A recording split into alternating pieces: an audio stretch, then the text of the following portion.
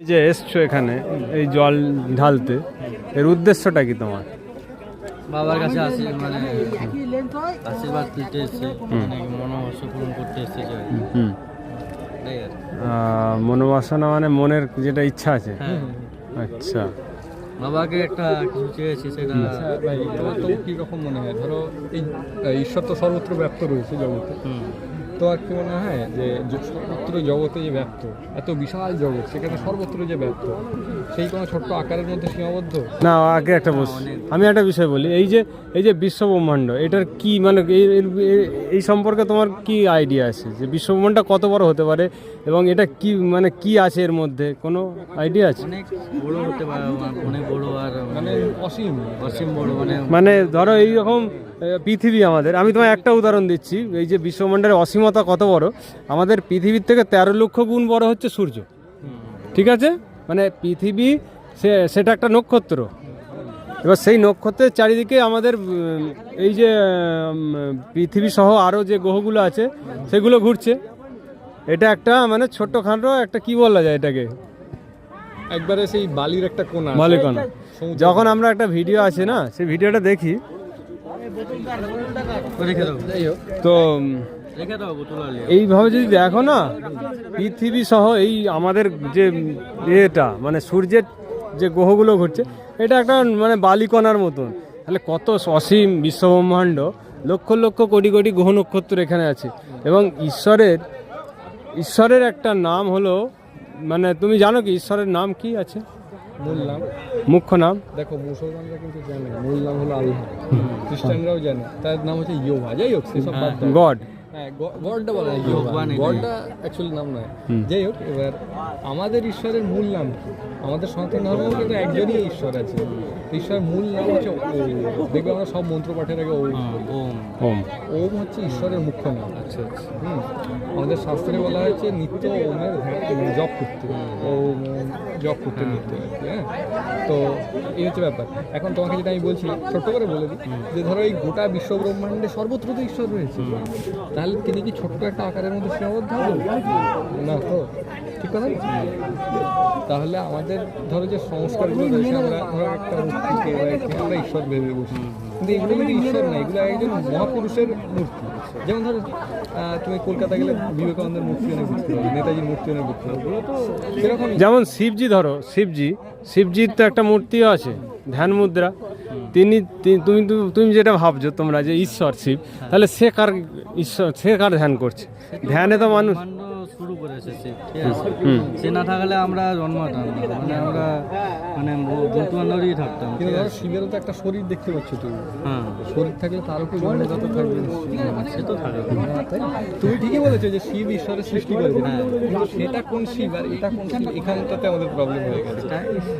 শিব যেমন ধরো আমি বললাম, যেটা বলছিলাম আমি একটু বলে দিচ্ছি নাকি, যে ধরো বিবেকানন্দ একজন যেমন মহাপুরুষ রয়েছেন, আমাদের ঈশ্বরচন্দ্র বিদ্যাসাগর এই মহাপুরুষ রয়েছেন, এদের সব মূর্তি টুর্তি আমরা দেখতে পাচ্ছি। এরা বেশি দিন আগেকার নয়, 200 বছর আগেকার হতো। রাম কৃষ্ণ এনারা হচ্ছেন 5000 বছর আগেকার, 7000 বছর আগেকার মহাপুরুষ। রামজি হচ্ছেন প্রায় 9 থেকে 10 লক্ষ আগে বছর। রামজি, শ্রীকৃষ্ণ 5000। এখন তো একাডেমিশিয়ানরা বলে না, ওটা মিথ্যা কথা। মানে ওই যুগ হিসাবে যদি ধরা হয় ওটা পাওয়া যায়। এবং ওই রাহুল আর্যর ভিডিও আছে, আপনারা রাহুল আর্য ওই চ্যানেল আছে থ্যাঙ্কস ভারত, ওখানে তুমি পেয়ে যাবে এগুলো। যদি ইনকোয়ারি থাকে, তোমার যদি জানার আগ্রহ থাকে, তবেই কিন্তু জানতে পারবে। আর না হলে কিন্তু তুমি দেখো, আমি খারাপ কথা বলছি না, আমাদের সিদ্ধান্ত অনুযায়ী ঈশ্বর সব জায়গায়, তোমার বাড়িতেও ঈশ্বর আছে। কিন্তু তুমি ভাবছো যে এখানে এলেই তোমার ঈশ্বর দর্শন হয়ে যাবে, কিংবা এটা কিন্তু তোমার একটা মানে সমাজে দেখে দেখে তোমার মধ্যে এসছে। কিন্তু এটা মানে তোমার গ্রামের মানুষ আসতো, তোমার বন্ধুরা আসছে, সব জায়গায় আছে, যেখানে বিশ্বাস করবে সেখানেই আছে। হ্যাঁ, ঠিক আছে। কারণ ঈশা আমি ভালোবাসছি আমার কালীমাকে, ঠিক আছে? কালীমাকে আসছে তো বেশি ভালোবাসি, ঠিক আছে? আমি মানে বেশি ভালোবাসি, মানে বিশ্বাস করি আর, ঠিক আছে? দেখো, বিশ্বাস কথাটা সহজ, বলো ধরো তুমি কিছুকে বিশ্বাস করো, আর সেটা তো মানে আমিও করতে পারি, আমি কিছুকে বিশ্বাস করে নিতে পারি, কিন্তু বিশ্বাস আর সত্য এক নয়, বুঝছো তো?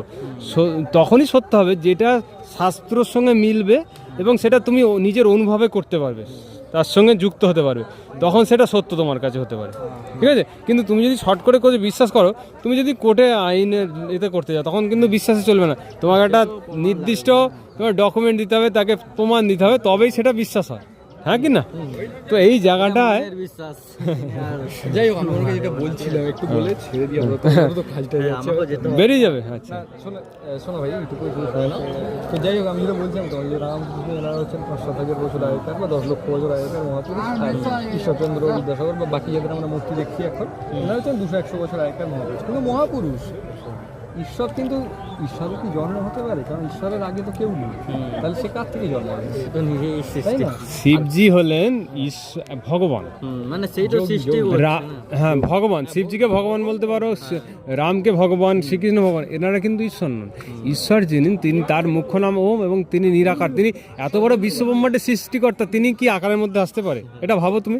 তুমি যদি শিবের মূর্তিকে ভাবো ঈশ্বর, তাহলে এত বিশ্বব্রহ্মাণ্ডে অনেক কিছু তো বিশাল হয়। তোমাকে প্রথমেই আমি বলেছি ওই জন্য। ওই যে তোমায় বললাম না যে একটা শরীর যদি দেখো, তো সেটা তো জন্মদাতা কেউ না কেউ আছে, তাই না?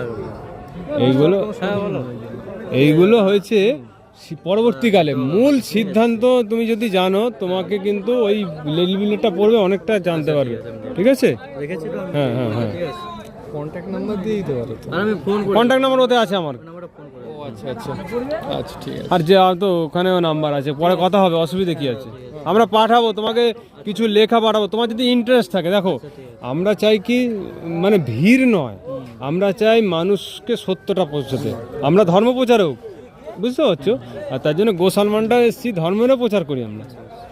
আর যুব সমাজ যদি সঠিক পথে না থাকে, তাহলে কিন্তু আমাদের ভবিষ্যৎ নষ্ট হয়ে যাবে। আর সবাইকে আমি বলিও না, কারণ বেশিরভাগ মানুষ উচ্ছৃঙ্খলভাবে আসে এখানে, এবং এখানে তাদের মজ মস্তি করার জন্যই আসে। এটা হ্যাঁ কি না, তুমি বলো? তুমিও দেখেছো নিশ্চয়ই। আসে আর কি। এবং আমরা কয়েক বছর এখানে মানে বাজে বাজে কথা বলে শিবের নামে, সেইগুলোকে আমরা মানুষকে বোঝাই যে এইসব বলো না তোমরা। শিব একজন যোগী ব্যক্তি, তিনি কত সংযম জীবনযাপন করেছে। ঠিক আছে দাদা। হুম হুম হুম। ঠিক আছে।